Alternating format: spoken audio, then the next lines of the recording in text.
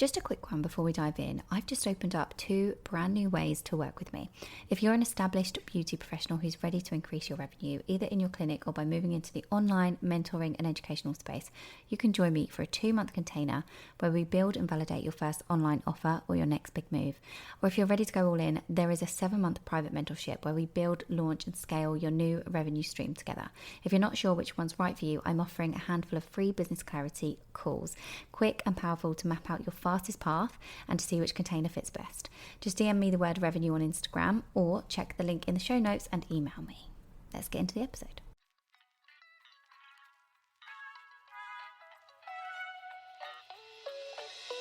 Welcome to the Beauty Build podcast with me, Zara King. As a coach for beauty pros, it is my mission to help you earn more, work less, and create an unstoppable mindset. This is the show where we explore all of that. So whether you're a seasoned pro or just starting your beauty business, this podcast is for you. So sit back, relax, and join us on the journey. And for more, get yourself inside my private community, The Beauty Build on Facebook. Hello, you gorgeous beauty pro you, and welcome back to the Beauty Build podcast. This is one of my favourite things to do every single week. I get to sit here and record and talk about all the things that I love. So thank you so much for tuning in and being here. I really do love everything that I get to do with this podcast and the people that I get to talk to and the feedback that I get from it. So I'm really, really happy to have you here listening to me today as I go through a topic that hits very close to home this week, and that is the vital role of self-care for you, for me, for everyone, but especially for beauty business owners, because we get caught up in a place of people pleasing and we get caught up in a place of just having to bend over backwards for everyone. And I remember when I was running my beauty business that I would always put myself last, and it would just be a running joke in my beauty room. It'd be like, oh, your nails need doing again, yeah, because I get to have to do these things last, or just everything. So I know that you guys are probably the same, juggling the roles of the beauty business, juggling the roles of being a mother, some of you maybe. And if you don't know, I do have 3 amazing babies, and managing that load, and not just the load of being a mum, but also the mental load of being a housewife, essentially, right? Because I'm literally that as well. I do everything, the cooking and the cleaning and everything else. The challenges are seriously real. And it's so hard to maintain a bit of a balance because, I've got an 8-year-old, I've got an almost 6-year-old and an almost 2-year-old. So they are at different ages. They all need different things. They've got different clubs. They've got things going on. My 2-year-old's always getting a cold, and then the middle one's always got something going on. And the balance, whilst you're trying to run a business at the same time, independently, on your own, it is not easy. It's really difficult, in fact, to try and find a bit of a balance. So, and also to be a bit more personal with you all, I've just gone through and completed the whole month of Ramadan. So that also inspires me to get a bit deeper into this kind of topic, self-care, this week, and its impact that it has on our overall health, our well-being, our mental health, our business, the practical things that we do in our business, and just everything. Because during Ramadan, when you're fasting all day and, you're then up in the middle of the night to eat before the sun rises, and then you've still got to be mum, wife, business owner.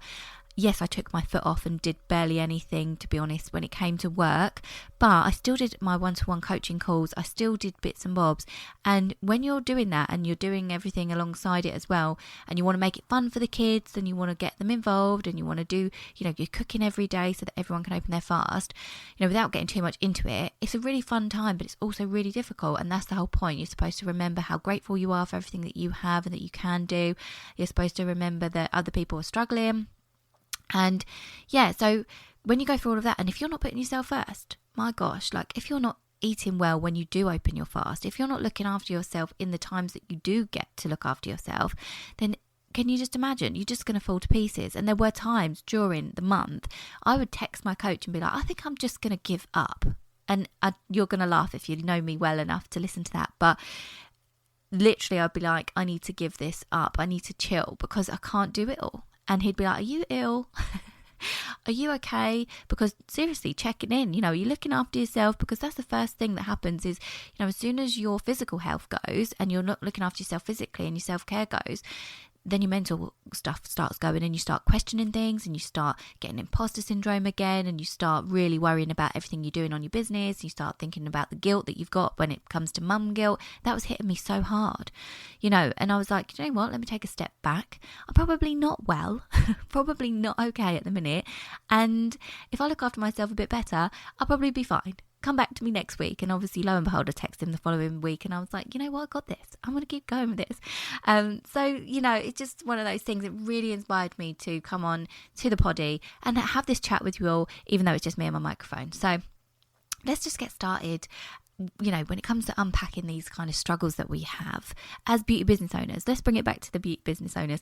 When it comes to prioritizing your self-care with, say, deadlines and stuff for your business, and when it comes to prioritizing the self-care when it comes to client demands and always being on your phone due to the admin stuff or having to sort things out for the business, or something big is coming up, maybe sorting out your prices, because I know everyone's just gone through that in the world of beauty these days. It's been the massive national nail tech price increase day just recently, and that's so much fun, and maybe that got you down and you had loads of stuff to do for that. So it's easy to put yourself at the bottom of the list, right? But remember, first of all, self-care isn't selfish, and we know that. And if you don't know that, then I wanted to stamp it on your forehead, because it's definitely not selfish. It is a necessity, right, for sustaining yourself and for sustaining your personal life and your business. Because if you neglect yourself, I've touched on it already through my experience and everything with Ramadan and through the bits I've already spoken about, but when you neglect your self-care, it is just going to have a massive impact. You're not going to feel great when you're seeing clients. You're not going to want to be fully booked. There are going to be times when you probably think, oh my gosh, I do need to quit. I've had clients message me, like I messaged my coach, I need to quit. And I'm like, what are you doing with yourself? Of course you don't need to quit. And it's all good and well me telling my clients what to do, but I still need the help as well, which is why I think we all just always need to remember and always need to lift each other up and remember that neglecting our own self-care isn't going to help the situation at all, ever, regardless of what that situation is. So, don't neglect yourself. Put yourself first instead of struggling, because, as soon as you realize you're struggling as well, actually, you probably needed it, before. So what I want to do is I want to get into some of the actionable steps that I take and that you can take to kind of incorporate the self-care into the routine as a beauty entrepreneur, because that is what you are. You are a beauty entrepreneur. So the first things first really is to start by setting the time aside to actually schedule in your self-care activities. So your self-care activities might be something like a morning meditation. Maybe you're into that sort of thing. Or maybe it's like a midday walk, or an afternoon bath, or an evening skincare ritual, or nighttime bubble bath, or even going to the gym. Sometimes I used to feel guilty that I'd be like, I need to go to the gym because my husband would get in from work. I'd get the kids to bed. I've done dinner. I've done everything. And then I'm like, I need to go to the gym. So he'd come in, I'd go to the gym, and then we wouldn't really spend much time together. But it's like, well, I cannot neglect the self-care. So I have to go, and then I have to also schedule in that time with him as well, because otherwise, when am I doing it? And that's why it's super important. That's why it's number one, because if you don't schedule everything, and if you know me, been in my world a while, you'll know that I do seriously recommend that you schedule everything. I know it sounds a little bit tedious, but get that diary out and get time blocks in for everything, including self-care, including do nothing time in and around your non-negotiables. So open that diary, put in there what's non-negotiable, i.e. for me, it'll be my one-to-one calls with my clients. It'll be my, school runs and pickups and dinner times for the kids. There are so many different non-negotiables that you might have. Whack them in and then get everything else in and around those things. But start, get going with it. Set aside the dedicated time for the self-care, okay? Whether it's whatever it is. Okay, it might just be going for a walk. It might be whatever else we've discussed. So that's the first thing, and you really need to get into it. The second thing is, not being afraid to actually delegate some tasks that overwhelm you, right? If you're looking at that schedule and you can see it's all, nice and pretty and colour-coded, but it looks jam-packed, okay? Because I like to colour code my schedule. So I'll pop it all into a double page sort of spread, if you like, where you can see the full week at a glance, which I really love, because I highly recommend you do it, because you then get to see these colour blocks as to where you're sort of spending most of your time. When you open the page, you can see a lot of blue. You're like, wow, that's a lot of work. Or you can see a lot of orange and you're like, wow, that's a lot of me and my time. So you get the drift. But when you see that schedule and you think, geez, that's really packed. Well, what are you going to do about that if it overwhelms you a little bit? Don't be afraid to delegate some tasks or put some tasks in the bin. And, there's previous episodes on this podcast about getting started with delegating. That was the last episode. There are episodes on this podcast about time management and other things. And there's been some really good interviews on here. And there's some really handy tips and tricks from the professionals that I've spoken to and interviewed on here for you guys as well. So when you listen back to those, you'll get even more ideas. But delegate, whatever you can. And then if there are some things that you think, well, actually, it's not really that urgent or important, put it in the bin. That can go in the bin. And the next thing is practice gratitude. And the reason I say that is because when most people ask me what is my number one thing that I do to, get myself into a positive headspace, I practice gratitude. Now, I always say I do a lot of journaling. I do a lot of journaling, and that's my best way to transition from like a sort of something that's gone on and made me feel a bit icky, or something that I need to do that I'm thinking, how the heck am I going to do that? I've got a massive goal going on and I need to do it. So I'll journal. But what I do to actually like really quickly get myself into a positive energy, if I need to have a little slap in the face moment where I'm like, whoa, I need some positive energy, I literally think about gratitude. And it actually serves as self-care, because I don't want to be feeling a bit down or a little bit negative or anything like that. I want to start my days with positive mindset. I want to start with a little bit of self-care straight away. And it's really quick and it's really simple to do. Literally just jotting down 2 or 3 things that you're grateful for in the first sort of few minutes of your day, or even doing a little bit of reflection on the day before and thinking about what you're grateful for that way. That is self-care, because what that's doing is that's getting you into a positive mindset as soon as you want to. Whether that's when you start your day, or whether that's when you go to bed, or whether it's just during the day when someone's annoyed you. Or whether you're, whatever you're doing, maybe you're on your walk and you just want to add a little bit extra self-care to that. Give yourself something to be grateful for. There's so many things to be grateful for, and it just makes your brain tick into this positive energy, and that is good for you, for your health. That is really good for your mental health and your well-being, and so therefore great for self-care. And the other thing is getting outdoors. I've spoken about this because when you are spending time in nature, you're going to feel better. You're literally going to feel better as soon as you breathe in that fresh air. And it's part of my kind of daily morning routine when I'm on it. When I'm not on it, if my husband's listening to this, he'll probably laugh at me because he knows when I'm not on it. But when you're on it, when I'm on it, I get outside, I'll just breathe in a bit of fresh air straight away first thing in the morning. It sets our rhythm. If you look into the light and get yourself outside straight away in the sunlight, it's really good for your body. It's really good for actually being able to sleep better. If you get up and you get outside and you get into the fresh air and the sunshine, it's one of the things that really help you in your nighttime routines, is setting up your morning routines. That's why I do it in the morning. But whenever you can during the day, it doesn't matter if it's, during the day you just get a random 10-minute break. Get outside. Don't spend your lunch breaks inside. And that moves me on nicely to the next thing. It's like, get regular breaks from your working day, because if you're sitting there on your phone between clients and maybe you're not even taking a break, right? That's the first thing. Take a bloody break. You need a break. You can't just go through and through back to back or waiting for clients. You just can't do it. You need a break. So take regular breaks. Make sure you're slotting in half an hour, 45 minutes, or an hour, a full hour lunch break every single day, depending on the hours that you work, obviously, but make sure you are getting a break if you work long hours. And then actually unplug. So these two go hand in hand. Unplug, recharge, get outside. Okay, get outside. The thing is with this is, yes, you might have a break, but you're probably sitting there and you're just going to scroll or something. Now, that's not doing anything good for your self-care. That's not actually doing it. So you're having a break, great. Maybe you're eating some food, great. But please, let's just take it one step further and not do anything detrimental to our health and our well-being and our mindset in that break. Don't just sit there scrolling. Don't get lost on Instagram. Don't start comparing yourself to other people. Focus on real good, soul-nourishing activities, right?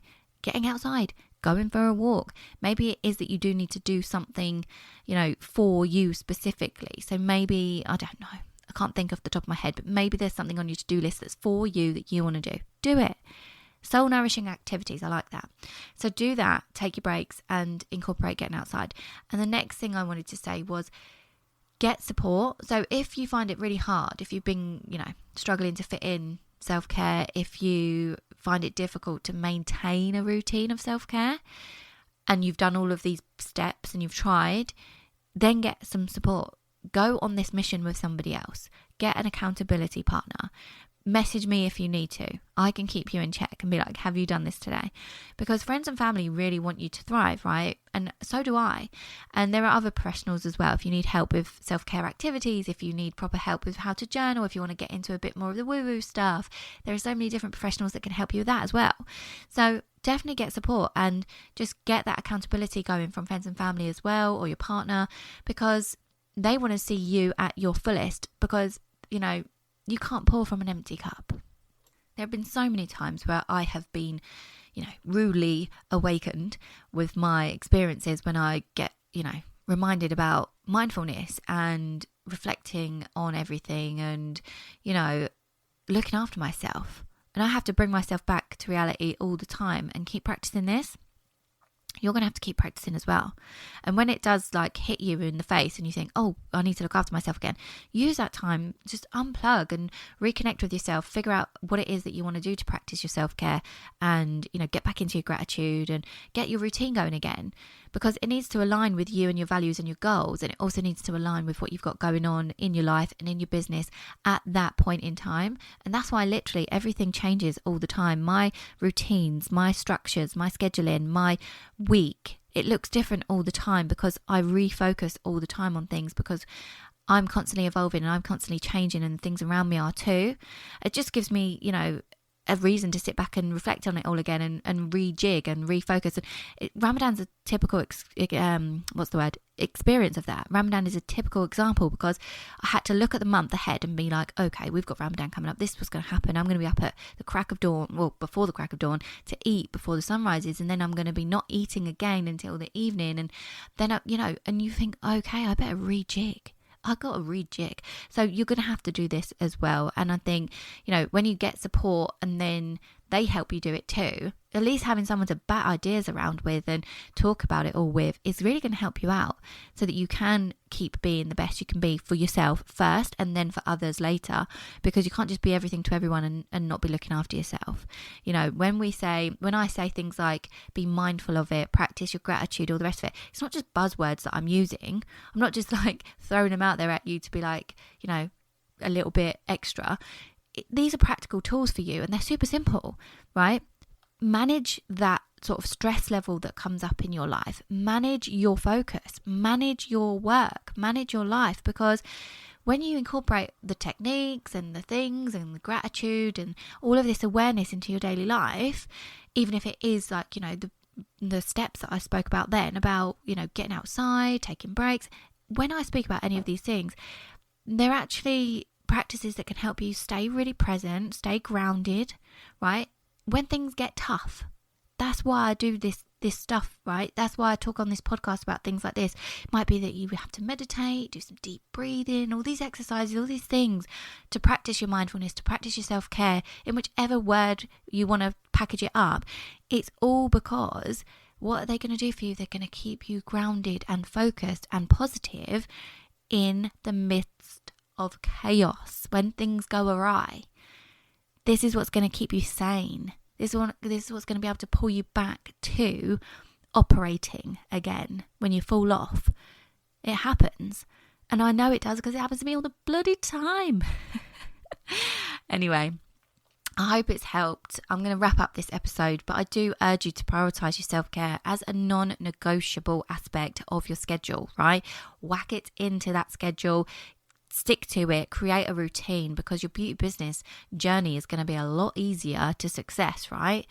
If you're remembering your self-care and remembering that self-care isn't selfish, it's actually an investment in you and an investment in your business, because self-care can come in so many forms and it really does aid your personal development as a person. So take that time. Right? Nurture yourself, look after your well-being. You're then going to be able to show up as the best version of you in every aspect of your life. And then when your life changes a little bit, when that business grows a little bit, you're going to then rejig your self-care a little bit, and you're going to keep growing. You're going to keep growing as the beautiful person that you want to be, okay? But yeah, I hope this one's helped, and I will see you on the next one. Thank you so much for tuning in. I hope you enjoyed today's episode and gained valuable insights that will help you in your beauty business and life. If you did, please take a screenshot and tag me in your stories. If you've got any questions or comments, please feel free to reach out to me on any of my socials. The links are always in the descriptions. And don't forget to subscribe to the podcast and leave us a review. Your feedback helps us improve and bring you more and more great content. Until next time, keep building that business.